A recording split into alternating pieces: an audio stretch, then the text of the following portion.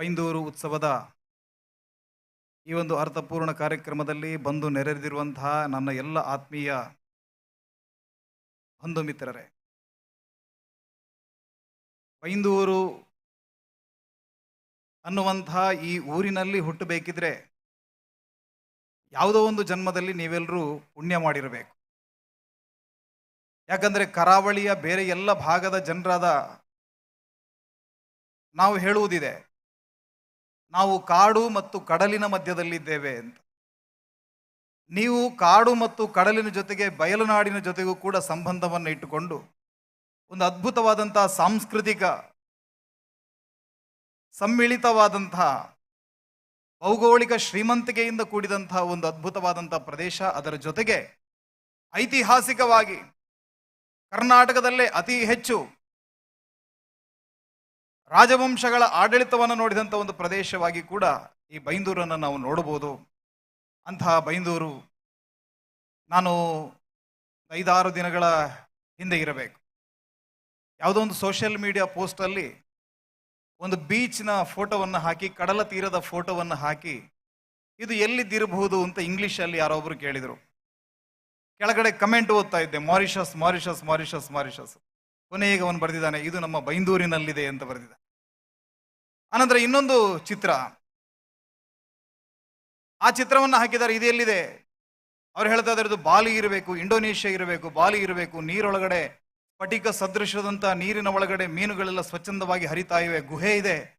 ಕೊನೆಗೆ ಹೇಳಿದ್ರೆ ಇಲ್ಲ, ಇದು ನಮ್ಮ ಬೈಂದೂರಿನಲ್ಲಿದೆ, ಇದು ಕೇಶವನಾಥೇಶ್ವರ ದೇವಸ್ಥಾನ ಅಂತ ಹೇಳಿ. ಈ ರೀತಿಯಾಗಿ ಅತ್ಯಂತ ಅದ್ಭುತವಾದಂಥ ಪ್ರಾಕೃತಿಕ ಸಂಪತ್ತನ್ನು ಹೊಂದಿರುವಂಥ ಒಂದು ರಮಣೀಯವಾದಂತಹ ಕ್ಷೇತ್ರ. ಪಾದೂರು ಗುರುರಾಜ್ ಭಟ್ರು ಒಂದು ಕಡೆ ಬರೀತಾರೆ, ವಿಗ್ರಹ ಶಾಸ್ತ್ರಗಳನ್ನು ಅಧ್ಯಯನ ಮಾಡ್ತಾ ಹೋದಾಗ ಇಡೀ ಭಾರತದಲ್ಲೇ ಅತ್ಯಂತ ಅದ್ಭುತವಾದಂತಹ ಮಹಿಷಾಸುರ ಮರ್ದಿನಿಯ ವಿಗ್ರಹ ಎಲ್ಲಾದ್ರೂ ಇದ್ರೆ ಅದು ಬೈಂದೂರಿನ ಸೇನೇಶ್ವರ ದೇವಸ್ಥಾನದ ಒಳಗಡೆ ಇದೆ ಅನ್ನುವಂಥ ಮಾತನ್ನು ಹೇಳುತ್ತೆ. ಅದು ಮಾತ್ರ ಅಲ್ಲ, ಅಲ್ಲಿರುವಂತಹ ಕಾಳಭೈರವನ ವಿಗ್ರಹ, ಅಲ್ಲಿರುವಂತಹ ಚಂಡಿಕೇಶ್ವರಿ ಚಾಮುಂಡಿಯ ವಿಗ್ರಹ, ಇದೆಲ್ಲ ಒಂದು ಅದ್ಭುತವಾದಂತಹ ಶಿಲ್ಪಕಲಾ ಸಾಮರ್ಥ್ಯ ಸಾಧ್ಯತೆಗಳನ್ನ ಜಗತ್ತಿನ ಮುಂದೆ ತೆರೆದಿಟ್ಟಂತಹ ಒಂದು ಅದ್ಭುತವಾದಂತಹ ದೇವಸ್ಥಾನ ಸೇನೇಶ್ವರ. ನಾನು ಈ ಭಾಗದ ಇತಿಹಾಸದ ಬಗ್ಗೆ ಮಾತನಾಡಬೇಕು ಅಂತ ತಯಾರಿಯನ್ನು ಮಾಡ್ತಾ ಇದ್ದಾಗ, ಭಾರತವನ್ನು ಆಳಿದಂತ 2ನೇ ಅತ್ಯಂತ ಸುದೀರ್ಘ ಕಾಲಕ್ಕೆ ಭಾರತದಲ್ಲಿ ಆಳ್ವಿಕೆಯನ್ನು ಮಾಡಿದಂತ ಅಳುಪ ವಂಶದ ಬಗ್ಗೆ ಇವತ್ತು ನಮ್ಮ ಮಕ್ಕಳ ಪಠ್ಯಪುಸ್ತಕದಲ್ಲಿ ಎಲ್ಲೂ ಕೂಡ ದಾಖಲಾಗಲಿಲ್ಲ. 1200 ವರ್ಷಗಳ ಕಾಲ ನಿರಂತರವಾಗಿ ಅವಿಚ್ಛಿನ್ನವಾಗಿ ಆಡಳಿತವನ್ನು ಮಾಡಿದವರು ಅಳುಪರು. ಆ ಅಳುಪರ ಬಾರ್ಕೂರು ಇರಬಹುದು, ಈ ಭಾಗದಲ್ಲಿರುವಂತಹ ಹಂಗಾರಕಟ್ಟೆ ಇರಬಹುದು, ಹೊನ್ನಾವರದವರೆಗೆ ಈ ಪೂರ್ತಿಯಾಗಿ ಕಡಲ ತಡಿಯಲ್ಲಿ ಒಂದು ಶ್ರೀಮಂತವಾದಂತಹ ಸಾಂಸ್ಕೃತಿಕ ಪರಂಪರೆಯನ್ನು ಕಟ್ಟಿಕೊಟ್ಟಂತಹ ಅಳುಪದೊರೆಗಳು. ಆನಂತರ ಇಲ್ಲೇ ಪಕ್ಕದಲ್ಲಿರುವಂತಹ ಬುಕ್ಕದೇವ ಪಂಡರಿದೇವನಿಗೆ ಸೇರಿದಂತಹ ಹೊನ್ನೆಯ ಕಂಬಳಿ ಅರಸರು. ನಾವೆಲ್ಲರೂ ಕೂಡ KN ಗಣೇಶಯ್ಯ ಅವರ ಕಾದಂಬರಿಗಳನ್ನು ಓದ್ತೇವೆ, ಬೆಳ್ಳಿಕಾಳಬಳ್ಳಿ ಅಂತ, ಬೆಳ್ಳಿಕಾಳಬೆಳ್ಳಿ. ಅದರಲ್ಲಿ ಬರುವಂತಹ ಗೇರುಸೊಪ್ಪೆಯ ರಾಣಿ ಚೆನ್ನಭೈರಾದೇವಿ, ಆಕೆಯ ಪ್ರಭಾವ ಇದ್ದಂತ ಈ ಬೈಂದೂರು. ಅವಳ ಹಡ ಮುಳುಗಿದಂತ ಒಂದು ಹಡಗು ಏನಾದ್ರೂ ಇವತ್ತು ಸಿಕ್ಕಿದ್ರೆ ದೇಶದ GDP ಬದಲಾಗಿಬಿಡುತ್ತಂತೆ, ಅಂತ ಸಂಪತ್ತನ್ನ ಹೊಂದಿದಂತ ಶ್ರೀಮಂತವಾದಂತ ನೆಲ ಇದು. ಆ ಗೇರುಸೊಪ್ಪೆಯ ರಾಣಿ ಚೆನ್ನಭೈರಾದೇವಿ, ಹೊನ್ನೆಯ ಕಂಬಳಿ ಅರಸರು, ಸೂರಾಲದ ತೋಳಹರಸರು, ಈ ಭಾಗದಲ್ಲಿ ಬಹಳ ವ್ಯಾಪಕವಾದಿ ರಾಷ್ಟ್ರೀಯತೆಯ ಶಕ್ತಿಯಾಗಿ ಎದ್ದು ನಿಂತಹ ಕೆಳದಿಯ ರಾಜವಂಶ, ಚೌಡಪ್ಪ ನಾಯಕ, ವೀರಭದ್ರ ನಾಯಕ, ಸೋಮಶೇಖರ ನಾಯಕ, ಶಿವಪ್ಪ ನಾಯಕ, ಬಸಪ್ಪ ನಾಯಕ, ವೆಂಕಟಪ್ಪ ನಾಯಕ, ಅವರೆಲ್ಲರೂ ಕೂಡ ಓಡಾಡಿದಂತ ನೆಲ ಇದು. ನಾನು ನೋಡ್ತಾ ಇದ್ದೆ, ಕಂಡಲೂರಿನ ಕೋಟೆಯ ಒಳಗಡೆ ಕೆಳದಿ ರಾಜವಂಶದ ವೀರಭದ್ರಪ್ಪ ನಾಯಕ ಮತ್ತು ಕೊಲ್ಲೂರಮ್ಮ ಅನ್ನುವಂತ ಇಬ್ಬರ ಸಮಾಧಿ ಇದೆ ಅಲ್ಲಿ. ಆದ್ರೆ ಬೈಂದೂರಿನಲ್ಲಿ ಇದು ಎಷ್ಟು ಜನರಿಗೆ ಗೊತ್ತಿದೆಯೋ ಗೊತ್ತಿಲ್ಲ.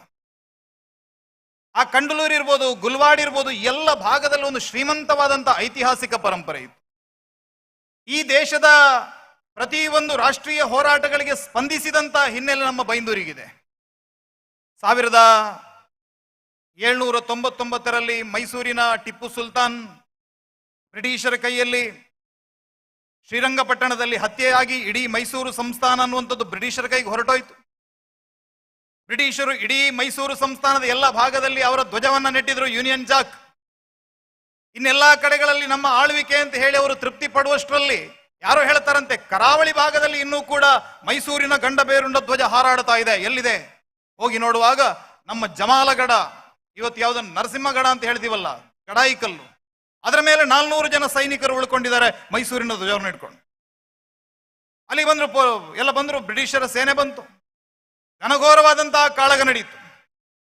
ಅದರಲ್ಲಿ ಕೊಯಂಬತ್ತೂರಿನ ಶಿರಸ್ತೇದಾರಾಗಿದ್ದಂತಹ ಸುಬ್ರಾಯ, ಪತ್ತುಮುಡಿ ಸುಬ್ರಾಯ ಅಂತ ಅವನ ಹೆಸರು, ಅವನು ವಿಟ್ಲದ ದೊಂಬ ಹೆಗ್ಗಡೆ, ಬೇಕಲದ ತಿಮ್ಮನಾಯಕ, ಇವರೆಲ್ಲ ಸೇರಿಕೊಂಡು ಬಹಳ ಘನಘೋರವಾದಂತಹ ಯುದ್ಧವನ್ನ ಮಾಡಿದ್ರು.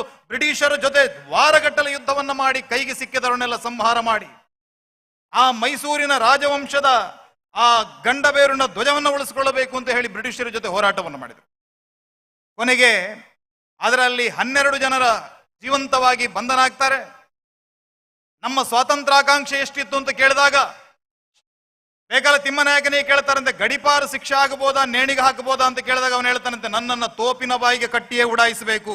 ಯಾಕಂದ್ರೆ ಈ ಕರಾವಳಿಯ ಜನ ನನ್ನ ಬಲಿದಾನವನ್ನು ನೋಡಬೇಕು, ಆ ಮೂಲಕ ಇಲ್ಲಿಯ ಜನ ಈ ಆಂಗ್ಲರ ದಬ್ಬಾಳಿಕೆಯ ವಿರುದ್ಧ ಧ್ವನಿ ಎತ್ತಬೇಕು, ಅದಕ್ಕಾಗಿ ನನ್ನನ್ನು ತೋಪಿನ ಬಾಯಿಗೆ ಕಟ್ಟಿ ಉಡಾಯಿಸಬೇಕು ಅಂತ ಹೇಳಿದಂತೆ. ಇವತ್ತು ಮೈಸೂರಿನಲ್ಲಿ ಯಾವುದನ್ನ ನಾವು ನೆಹರು ಮೈದಾನ ಅಂತ ಹೇಳ್ತೀವಿ, ಕೇಂದ್ರ ಮೈದಾನ, ಅಲ್ಲಿ 3 ಜನರನ್ನ ಅಲ್ಲಿ ತೋಪಿನ ಬಾಯಿಗೆ ಕಟ್ಟಿ ಅವರನ್ನ ಉಡಾಯಿಸ್ತಾರೆ. ಉಳಿದಂತ 9 ಜನರನ್ನ ಕುಂದಾಪುರಕ್ಕೆ ತಂದು ಕುಂದಾಪುರದಲ್ಲಿ 9 ಜನರಿಗೆ ಗಲ್ಲು ಶಿಕ್ಷೆಯನ್ನ ಕೊಡ್ತಾರೆ. ನಮ್ಮಲ್ಲಿ ಯಾರಿಗೂ ಕೂಡ ಇತಿಹಾಸ ಗೊತ್ತಿಲ್ಲ. ಆನಂತರ ದೊಂಡಿಯಾವಾಗನ ನೇತೃತ್ವದಲ್ಲಿ ಹೋರಾಟ ನಡೆಯಿತು. ದೊಂಡಿಯಾವಾಗನ ನೇತೃತ್ವದಲ್ಲಿ ಹೋರಾಟ ನಡೆಯುವಾಗ ಇದೇ ಬೈಂದೂರು, ಇದೇ ಸಿದ್ದಾಪುರ, ಈ ಪರಿಸರದಲ್ಲಿ ಅವನ ಅಡಗುತಾಣಗಳಿತ್ತು. ಬ್ರಿಟಿಷರ ಸೈನಿಕರು ನಿದ್ದೆ ಮಾಡದೇ ಇದ್ರೆ ಕೇಳ್ತಾ ಇದ್ರಂತೆ, ಏನು ನಿನಗೆ ದೊಂಡಿಯಾವಾಗ ಏನಾದ್ರು ಕನಸಲ್ಲಿ ಬಂದನ ಅಂತ ಕೇಳ್ತಾ ಇದ್ರು ಅಂತ. ಅಂತ ಭಯಾನಕವಾದಂತಹ ದೊಂಡಿಯಾವಾಗ. ಅವನ ಜೊತೆಗೆ ಸೈನಿಕರಾಗಿ ದುಡಿದಂತ ಅನೇಕ ಜನರಲ್ಲಿ ಈ ಭಾಗದವರು ಇದ್ದಾರೆ. ಯಾವಾಗ ದೊಂಡಿಯಾವಾಗನನ್ನ ಮುಗಿಸಿದ್ರು, ಬೂದಿ ಬಸಪ್ಪನಾಯಕನ ನೇತೃತ್ವದಲ್ಲಿ ನಗರದ ದಂಗೆ ಆರಂಭ ಆಯಿತು. ಆ ನಗರದ ದಂಗೆ ನಡೆಯುವಾಗ ಕೂಡ ಈ ಪರಿಸರದಲ್ಲಿ ಸಿದ್ದಾಪುರದಲ್ಲಿ ಸಮಾವೇಶಗಳಾಗ್ತದೆ, ಹೊಸಂತೆಯಲ್ಲಿ ಸಮಾವೇಶ ಆಯಿತು. ಹೇಳ್ತಾರೆ, ಶಿಕಾರಿಪುರದ ಉದ್ದಕ್ಕಿರುವಂತ ಎಲ್ಲ ಬೇವಿನ ಮರಗಳ ಮೇಲೆ ಆ ಕ್ರಾಂತಿಕಾರಿಗಳನ್ನ ನೇಣಿಗೆ ಹಾಕಿ ಕೊಲ್ತಾರೆ. ಎಲ್ಲ ರೈತರ ಹತ್ಯೆಯನ್ನು ಬ್ರಿಟಿಷರು ಮಾಡುತ್ತಾರೆ. ಈ ಭಾಗದಲ್ಲಿ ಕೂಡ ಬಹಳ ದೊಡ್ಡ ಮಟ್ಟದಲ್ಲಿ ಸ್ವಾತಂತ್ರ್ಯದ ಹೋರಾಟ ನಡೆದಿತ್ತು. ಆದರೆ ನಮ್ಮಲ್ಲಿ ಅನೇಕ ಜನರಿಗೆ ಈ ಇತಿಹಾಸ ಗೊತ್ತಿಲ್ಲ. ಈ ಇತಿಹಾಸವನ್ನು ನೆನಪಿಸುವಂತಹ ಕೆಲಸ ಈ ರೀತಿಯ ವೇದಿಕೆಗಳ ಮೂಲಕ ನಡೀಬೇಕು. ನಾನು ಇವತ್ತಿನ ಒಟ್ಟು ಪೂರ್ತಿ ಕಾರ್ಯಕ್ರಮವನ್ನು ನೋಡುವಾಗ ಬಹಳ ಸಂತೋಷ ಯಾಕಾಗತ್ತೆ ಅಂತ ಕೇಳಿದ್ರೆ, ನಾವು ಯಾರೂ ಕೂಡ ಒಂದು ಭಾಷೆಯವರಲ್ಲ. ಬೈಂದೂರು ಅಂದ ತಕ್ಷಣ ಇಲ್ಲಿ ಕೊಂಕಣಿ ಭಾಷೆಯವರಿದ್ದಾರೆ, ಕಾರ್ವಿ ಕೊಂಕಣಿ ಅವರಿದ್ದಾರೆ, ಇನ್ನು ಕುಡುಬಿ ಜನಾಂಗದವರಿದ್ದಾರೆ, ಕನ್ನಡ ಮಾತಾಡೋರಿದ್ದಾರೆ, ತುಳು ಮಾತಾಡೋರು ಇರ್ಬೋದು, ಬೇರೆ ಬೇರೆ ಭಾಷೆಯ ಜನ ಇಲ್ಲಿದ್ದಾರೆ. ಆದ್ರೆ ನಾವೆಲ್ಲರೂ ಕೂಡ ಇಲ್ಲಿ ಒಂದುಗೂಡಿರುವುದು ಯಾವ ಆಧಾರದಲ್ಲಿ ಅಂತ ಕೇಳಿದ್ರೆ, ನಾವೆಲ್ಲರೂ ಕೂಡ ಬೈಂದೂರಿಗರು, ಇದು ನಮ್ಮ ಊರು ಅನ್ನುವಂಥ ಹೆಮ್ಮೆಯ ಒಂದು ಅಡಿಪಾಯದಲ್ಲಿ ನಾವೆಲ್ಲರೂ ಕೂಡ ಸಾಂಸ್ಕೃತಿಕವಾಗಿ ಒಟ್ಟಾಗಿದ್ದೀವಿ. ಸಾಂಸ್ಕೃತಿಕವಾದಂತಹ ಉತ್ಸವಗಳು ನಡೀತಾ ಇದೆ. ಇಂದಿನ ಕಾಲದಲ್ಲಿ ದೇವಾಲಯವನ್ನ ಕೇಂದ್ರೀಕರಿಸಿಕೊಂಡು ಈ ರೀತಿಯ ಉತ್ಸವಗಳನ್ನು ಆಯೋಜನೆ ಮಾಡ್ತಾ ಇದ್ರೆ, ಈ ಕಾಲದಲ್ಲಿ ಒಂದು ಅದ್ಭುತವಾದಂತಹ ಸಾಂಸ್ಕೃತಿಕವಾದಂತಹ ಉತ್ಸವಗಳನ್ನು ನಾವು ನೋಡ್ತಾ ಇದ್ದೀವಿ. ಎಲ್ಲಾ ಊರುಗಳಲ್ಲಿ ಕೂಡ ಈ ರೀತಿಯ ಉತ್ಸವಗಳು ನಡೀತಾ ಇದೆ. ಈ ಉತ್ಸವಗಳ ಮೂಲಕ ನಮ್ಮ ರಾಷ್ಟ್ರೀಯತೆಯನ್ನು ಬಲಪಡಿಸುವಂತಹ ಕೆಲಸವನ್ನು ನಾವು ಮಾಡಬೇಕು. ಆ ರಾಷ್ಟ್ರೀಯತೆ ಬಲಪಡಿಸಿದಾಗ ಮಾತ್ರ ನಮ್ಮ ದೇಶ ಯಾವುದೇ ರೀತಿಯಾದಂತಹ ಆಂತರಿಕವಾದಂತಹ ಕ್ಷೋಭೆಗಳಿಗೆ, ಗೊಂದಲಗಳಿಗೆ ಒಳಗಾಗದೆ ಅತ್ಯಂತ ವೇಗವಾಗಿ ನಮ್ಮ ದೇಶ ಯಶಸ್ಸನ್ನ ಕಾಣೋದಕ್ಕೆ ಸಾಧ್ಯ ಇದೆ. ಅದಕ್ಕಾಗಿ ಗಾಂಧೀಜಿಯವರು ಹೇಳಿದ್ರು, ಗ್ರಾಮ ಸ್ವರಾಜ್ಯ ಅನ್ನುವಂಥ ಮಾತನ್ನು ಹೇಳಿದರು. ಮೊದಲು ನಮ್ಮ ಗ್ರಾಮ ಅನ್ನುವಂಥ ಒಂದು ಸಣ್ಣ ಕೋಶ ಏನಿದೆ ಅದನ್ನು ಬಲಪಡಿಸಬೇಕು, ಅಲ್ಲಿ ಒಗ್ಗಟ್ಟನ್ನು ಮೂಡಿಸಬೇಕು. ಆ ರೀತಿಯ ಒಂದು ಒಗ್ಗಟ್ಟನ್ನು ಇವತ್ತು ನಮಗೆ ಇಲ್ಲಿ ನೋಡೋದಕ್ಕೆ ಸಾಧ್ಯ ಆಗ್ತಾ ಇದೆ. ನಾವೆಲ್ಲರೂ ಕೂಡ ತಾಯಿ ಭಾರತೀಯ ಮಕ್ಕಳು. ತಾಯಿ ಭಾರತೀಯ ವರ್ಣನೆಯನ್ನ ಮಾಡ್ತಾ ಹೇಳ್ತಾರೆ, जन्मदायिनी से बड़ा और एक माई है, जिसके ललाट हिमगिरी के ऊंचाई है, पदों में अरब भंग सिंधु गहराई है, दाई ब्रह्मपुत्र बाई सिंधु की कलाई है, हिमराज श्वेत केश जाल लहराता है, गंगा यमुना में दूध बह बह आता है. ಹೇಳ್ತಾರೆ, रोम रोम इसके धुले है रक्त स्नान से, पोर पोर इसके भरे है जयगान से, ಕಣ ಕಣ ಇಸ್ಕೆ ಬರೆ ಹೇ ಬಲಿದಾನ ಸೇ ಅನ್ನುವಂಥ ಮಾತನ್ನು ಹೇಳಿದ್ರು. ಆ ತಾಯಿ ಭಾರತೀಯ ಅಖಂಡತೆಗಾಗಿ, ಸಾರ್ವಭೌಮತೆಗಾಗಿ ಅನೇಕ ಬಲಿದಾನಗಳು ಈ ಮಣ್ಣಿನಲ್ಲಿ ನಡೆಯಿತು. ಹೇಳ್ತಾರೆ, ಇವತ್ತು ನಮ್ಮ ದೇಶದಲ್ಲಿ ಹಿಂದೂ, ಮುಸ್ಲಿಂ, ಕ್ರೈಸ್ತ ಈ ರೀತಿಯ ಅನೇಕ ಭೇದಗಳೆಲ್ಲ ಇರಬಹುದು ಅಂತ. ಆದರೆ 1857 ನೀವು ಇತಿಹಾಸವನ್ನು ಗಮನಿಸಿದ್ರೆ 1857 ಈ ರೀತಿಯ ಯಾವ ಗೊಂದಲಗಳು ಕೂಡ ದೇಶದಲ್ಲಿ ಬಹಳ ದೊಡ್ಡ ಮಟ್ಟದಲ್ಲಿ ಭಾರತೀಯತೆಗೆ ಧಕ್ಕೆಯನ್ನ ಮಾಡಿರಲಿಲ್ಲ. ಸಾಂಸ್ಕೃತಿಕವಾಗಿ ನಾವೆಲ್ಲರೂ ಒಂದಾಗಿದ್ದಂತಹ ಕಾಲಘಟ್ಟ ಇತ್ತು. ಅದಕ್ಕಾಗಿ ಹೇಳಿದರು, ಚಮಕೂಟೆ ಸನ್ 57 ಮೇ ಓ ತಲವಾರ್ ಪುರಾನೀತಿ ಬೂಡೆ ಭಾರತ್ ಮೇ ಬಿ ಫಿರ್ಸೆ ಆಯಿ ನೈ ಜವಾನೀತಿ. ಸಾಂಸ್ಕೃತಿಕವಾಗಿ ನಮ್ಮನ್ನು ಒಡೆದಿರಲಿಲ್ಲ. ಮತೀಯವಾಗಿ ಕೆಲವರ ಆರಾಧನಾ ಪದ್ಧತಿಗಳು ಬೇರೆ ಆಗಿರ್ಬೋದು, ಸಾಂಸ್ಕೃತಿಕವಾಗಿ ನಾವೆಲ್ಲರೂ ಒಂದಾಗಿದ್ದಂತಹ ಕಾಲ. ಆದರೆ ಯಾವಾಗ 1857 ಕ್ರಾಂತಿ ಎಲ್ಲಾ ಸಮಾಜದ ಜನ ಸೇರಿ ಬ್ರಿಟಿಷರ ವಿರುದ್ಧ ಒಂದು ಅದ್ಭುತವಾದಂತಹ ಹೋರಾಟವನ್ನ ಮಾಡಿದ್ರು, ಆವತ್ತು ಬ್ರಿಟಿಷರು ಸಾಂಸ್ಕೃತಿಕವಾಗಿ ನಮ್ಮನ್ನ ಒಡೆಯುವಂತ ಕೆಲಸವನ್ನ ಮಾಡಿದ್ರು. ಆವತ್ತಿನಿಂದ ಇವತ್ತಿನವರೆಗೂ ಕೂಡ ಸಮಾಜದಲ್ಲಿ ಆ ಒಡೆಯುವಂತ ಬಿರುಕನ್ನು ನಾವು ಗಮನಿಸ್ತಾ ಇದ್ದೀವಿ. ಇದನ್ನ ಸರಿಪಡಿಸುವಂತ ಕೆಲಸ ಆಗಬೇಕಿದ್ರೆ ಅದಕ್ಕೆ ಬಹಳ ಮುಖ್ಯವಾದಂತ ವೇದಿಕೆ ಯಾವುದು ಕೇಳಿದ್ರೆ ಈ ರೀತಿಯ ಸಾಂಸ್ಕೃತಿಕ ವೇದಿಕೆ, ಭಾರತೀಯತೆಯನ್ನ ಪ್ರತಿಬಿಂಬಿಸುವಂತ ಈ ರೀತಿಯ ಸಾಂಸ್ಕೃತಿಕ ವೇದಿಕೆಯ ಮೂಲಕ ಎಲ್ಲರನ್ನ ಒಗ್ಗೂಡಿಸುವಂತ ಕೆಲಸವನ್ನು ನಾವು ಮಾಡಬೇಕು. ನಾನು ಈ ವರ್ಷ ಬಹಳ ಅದ್ಭುತವಾದಂತ ವರ್ಷ ನಮಗೆ. ಒಂದನೇದಾಗಿ ಜಗತ್ನಲ್ಲಿ ಅತ್ಯಂತ ದೊಡ್ಡ ಸ್ವಯಂ ಸೇವಕ ಸಂಘ ಅಂತ ಕರೆಸಿಕೊಂಡಿರುವಂತಹ ರಾಷ್ಟ್ರೀಯ ಸ್ವಯಂ ಸೇವಕ ಸಂಘಕ್ಕೆ 100 ವರ್ಷಗಳು ತುಂಬುತ್ತಾ ಇದೆ. ಅದರ ಜೊತೆಗೆ ಈ ದೇಶದ ಸ್ವಾತಂತ್ರ್ಯದ ಹೋರಾಟಕ್ಕೆ ಬಹಳ ದೊಡ್ಡ ಮಟ್ಟದಲ್ಲಿ ವೇಗವನ್ನು ತಂದುಕೊಟ್ಟಂತ ಒಂದೇ ಮಾತರಂ ಅನ್ನುವಂತಹ ಹಾಡಿಗೆ ಈ ವರ್ಷ 150 ವರ್ಷಗಳು ತುಂಬುತ್ತಾ ಇದೆ. ಇನ್ನೊಂದು ಕಡೆಯಲ್ಲಿ ಈ ದೇಶದ ಅದಮ್ಯವಾದಂತ ಅವಿನಾಶಿಯಾದಂತ ಪರಂಪರೆಯನ್ನ, ಸಾಂಸ್ಕೃತಿಕ ಐಕ್ಯತೆಯ ಪ್ರತಿರೂಪವಾಗಿರುವಂತ ಸೋಮನಾಥದ ಮಂದಿರ 17 ಬಾರಿ ಧ್ವಂಸಗೊಂಡ ಬಗ್ಗೆ ನಮ್ಮ ಮಕ್ಕಳಿಗೆ ಪಠ್ಯ ಪುಸ್ತಕದಲ್ಲಿ ಹೇಳ್ತಾರೆ. ಆದರೆ 17 ಬಾರಿ ಕೂಡ ಈ ದೇಶದ ಮಕ್ಕಳು ಆ ಸೋಲನ್ನು ಒಪ್ಕೊಳ್ಳಿಲ್ಲ, ಅವಮಾನವನ್ನು ಒಪ್ಕೊಳ್ಳಿಲ್ಲ, ಮತ್ತೆ ಎಲ್ಲ ಅಪಾಯಗಳಿಗೆ ಎದೆ ಒಡ್ಡಿ ಆ ಮಂದಿರವನ್ನ ಕಟ್ಟಿ ನಿರ್ಮಿಸಿದ್ದಾರೆ. ಅಂತ ಸೋಮನಾಥ ಮಂದಿರ 1000 ವರ್ಷದ ಬಳಿಕ ಕೂಡ ಇವತ್ತಿಗೂ ತನ್ನ ಅಸ್ತಿತ್ವವನ್ನು ಉಳಿಸಿಕೊಂಡಿದೆ. ಅದಕ್ಕೆ ಕೂಡ 1000 ವರ್ಷಗಳು ನಡೆಯಿತು ಆ ದಾಳಿ ನಡೆದು. ಹೀಗಾಗಿ ಈ ವರ್ಷ ಏನಿದೆ ಇದು ನಮಗೆ ಬಹಳ ವಿಶೇಷವಾದಂತ ವರ್ಷ. ಅದಕ್ಕಾಗಿ ನಾನು ಹೇಳ್ತೇನೆ, ಎಲ್ಲ ಕಡೆಗಳಲ್ಲಿ ಇವತ್ತು ಜನ್ಸಿಗಳ ಬಗ್ಗೆ ಚರ್ಚೆ ಆಗ್ತಾ ಇದೆ. ಹೊಸ ಜನರೇಷನ್ ಅನ್ನ ಜನ್ಸಿಗಳು ಅಂತ ಕರೀತಾ ಇದ್ದಾರೆ. ಎಲ್ಲ ಆ ಜನ್ಸಿಗಳು ಬಾಂಗ್ಲಾದೇಶದಲ್ಲಿ ಗಲಭೆಗಳಾಗ್ತಾ ಇದೆ, ನೇಪಾಳದಲ್ಲಿ ಗಲಭೆ, ಸರ್ಕಾರವನ್ನ ಕೆಡವಿ ಹಾಕಿದ್ದಾರೆ, ಸರ್ಕಾರ ದೇಶದ ಅರ್ಥವ್ಯವಸ್ಥೆಯನ್ನ ಹಳ್ಳ ಹಿಡಿಸಿದ್ದಾರೆ. ಈ ಭಾಗದಲ್ಲಿ ನಮ್ಮ ಪಕ್ಕದ ದೇಶವಾಗಿರುವಂತಹ ಶ್ರೀಲಂಕಾದ ಒಳಗಡೆ ದಂಗೆ ನಡೀತಾ ಇದೆ, ಮಯನ್ಮಾರ್ನಲ್ಲಿ ದಂಗೆಗಳು ನಡೀತಾ ಇದೆ, ಬಾಂಗ್ಲಾದೇಶದಲ್ಲಿ ಅನ್ರೆಸ್ಟ್ ನಡೀತಾ ಇದೆ. ಆದ್ರೆ ಭಾರತದ ಜನ್ಸಿಗಳು ಏನ್ ಮಾಡ್ತಾ ಇದ್ದಾರೆ? ನಮಗೆ ಯಾರೋ ಒಬ್ಬ ಕುಕೇಶ್ ಅನ್ನುವಂತ ಒಬ್ಬ ಕ್ರೀಡಾರಂಗದಲ್ಲಿ ಸಾಧನೆಯನ್ನ ಮಾಡ್ತಾ ಇರುವಂತ ಒಬ್ಬ ಹುಡುಗ ನಮ್ಮ ಕಣ್ಣ ಮುಂದೆ ಬರ್ತಾನೆ. ಇನ್ಯಾರೊಬ್ಳು ಕಾಲಿಲ್ಲ ಆದ್ರೂ ಕೂಡ ಶೀತಲಾದೇವಿ ಎನ್ನುವಂತ ಒಬ್ಳು ಹೆಣ್ಣು ಮಗಳು ಆರ್ಚರಿಯಲ್ಲಿ ಸಾಧನೆ ಮಾಡ್ತಾ ಇರೋವಳು ನಮ್ಮ ಕಣ್ಣ ಮುಂದೆ ಬರ್ತಾರೆ. ಈ ಭಾಗದಲ್ಲಿ ಯಾರು ಇನ್ನೊಂದು ಸಂಗೀತ ರಂಗದಲ್ಲಿ ಕೆಲಸ ಮಾಡುವಂತ ಸಣ್ಣ ಸಣ್ಣ ಮಕ್ಕಳು ನಮ್ಮ ಕಣ್ಣ ಮುಂದೆ ಬರ್ತಾರೆ. 200 ವರ್ಷಗಳಲ್ಲಿ ಯಾವತ್ತೂ ನಡೆಯದಂತ ಒಂದು ಸಾಧನೆಯನ್ನ ಮಾಡಿದಂತ ದೇವವ್ರತ ಮಹೇಶ್ ರೇಖೆ, ಋಗ್ವೇದದ ಏನು ಕೃಷ್ಣ ಶುಕ್ಲ ಯಜುರ್ವೇದದ ಮಂತ್ರ ಇದೆ, 2000 ಮಂತ್ರಗಳನ್ನ ದಂಡಕ್ರಮದಲ್ಲಿ ಪಾರಾಯಣ ಮಾಡುವ ಮೂಲಕ ಇವತ್ತಿನ ಹೊಸ ಜನರೇಷನ್ ಮಕ್ಕಳು ನಮ್ಮ ಸಂಸ್ಕೃತಿಯ ಪ್ರತಿರೂಪವಾಗಿ ಎದ್ದು ನಿಲ್ತಾ ಇದ್ದಾರೆ. ಹಾಗಾಗಿ ಭಾರತ ಒಂದು ಭವ್ಯ ದೇಶವಾಗಿ ಎದ್ದು ನಿಲ್ಲುವುದರಲ್ಲಿ ಯಾವುದೇ ಸಂಶಯ ಇಲ್ಲ. ಹಾಗಾಗಿ ಭಾರತದಲ್ಲಿ ಇವತ್ತು ಏನಿದ್ದಾರೆ ಅವರು ಜನ್ಸಿಗಳಲ್ಲ, ಅವರು ಅಮೃತ ಪುತ್ರರು. ನಾವೆಲ್ಲರೂ ಕೂಡ ಆ ಅಮೃತ ಸಂತಾನದ ಸಾಧನೆಯನ್ನ ಕಣ್ಣ ಮುಂದೆ ನೋಡುವವರಿದ್ದೇವೆ ಮುಂದಿನ ದಿನಗಳಲ್ಲಿ. ಇವತ್ತು ಕೂಡ ಈ ಕಾರ್ಯಕ್ರಮ ನಡೀತಾ ಇರಬೇಕಿದ್ರೆ ನೋಡ್ತಾ ಇದ್ದೆ, ಆ ಭಾಗದಲ್ಲಿ ಶಿವಾಜಿಯ ಕಾಲಘಟ್ಟದಲ್ಲಿ ಆ ರಣರಂಗದಲ್ಲಿ ಹೋರಾಟ ಮಾಡಿದಂತ ವೀರರ ಕೈಗಳನ್ನು ಅಲಂಕರಿಸಿದಂತ ಆಯುಧಗಳನ್ನೆಲ್ಲ ಇಟ್ಟಿದ್ದಾರೆ. ಬಲಿದಾನದ ಒಂದು ಬಹಳ ದೊಡ್ಡ ಪರಂಪರೆ ನಮ್ಮ ಸಮಾಜಕ್ಕಿದೆ. ಈ ಭಾಗದಲ್ಲಿ ನೋಡಿದರೆ ನಮ್ಮ ಪ್ರಾಚೀನವಾದಂತಹ ಗುತ್ತಿನ ಮನೆ, ಹೆಗ್ಗುರುತುಗಳು ಇವತ್ತೆಲ್ಲವೂ ಕೂಡ ನಮ್ಮ ಶ್ರೀಮಂತವಾದಂತಹ ಸಂಸ್ಕೃತಿಯ ಪ್ರತಿಬಿಂಬದ ರೂಪದಲ್ಲಿ ನಮ್ಮ ಕಣ್ಣ ಮುಂದೆ ಇವತ್ತು ಕಾಣಿಸ್ತಾ ಇದೆ. ಒಟ್ಟಿನಲ್ಲಿ ಅತ್ಯಂತ ಅರ್ಥಪೂರ್ಣವಾದಂತಹ ಒಂದು ಬೈಂದೂರು ಉತ್ಸವ ಏನಿದೆ, ಈ ಉತ್ಸವದಿಂದ ನಾವೊಂದು 5 ಸಂಕಲ್ಪಗಳನ್ನು ಇವತ್ತು ಸ್ವೀಕಾರ ಮಾಡಬೇಕು. ಆ 5 ಸಂಕಲ್ಪದ ಮೂಲಕ ರಾಷ್ಟ್ರದ ಬದಲಾವಣೆ ತನ್ನಿಂತಾನೇ ಆಗಿ ಹೋಗುತ್ತೆ. ಯಾವುದೇ ದೊಡ್ಡ ಸವಾಲುಗಳಿದ್ರೂ ಕೂಡ ಆ ಸವಾಲುಗಳಿಗೆ ಈ 5 ಸೂತ್ರಗಳಲ್ಲೇ ಉತ್ತರ ಇದೆ. ಮೊದಲನೆಯ ಬದಲಾವಣೆ ಏನಾಗಬೇಕು ಅಂತ ಕೇಳಿದ್ರೆ, ನಮ್ಮ ಮನೆಗಳಲ್ಲಿ ನಮ್ಮ ಕುಟುಂಬ ಪದ್ಧತಿಯನ್ನ ಬಲಪಡಿಸುವಂತ ಕೆಲಸವನ್ನ ನಾವು ಮಾಡಬಹುದಾ? ಕುಟುಂಬ ಪದ್ಧತಿಯನ್ನ ಬಲಪಡಿಸಬೇಕು. ನಾನು ಮೊನ್ನೆ ನೋಡ್ತಾ ಇದ್ದೆ, ಗೌತಮ್ ಸಿಂಘಾನಿಯಾ ಅಂತ ಒಬ್ಬ ಬಹಳ ದೊಡ್ಡ ಬಿಸ್ನೆಸ್ ಮ್ಯಾನ್, ರೈಮಂಡ್ ಕಂಪನಿಯ ಮಾಲೀಕ.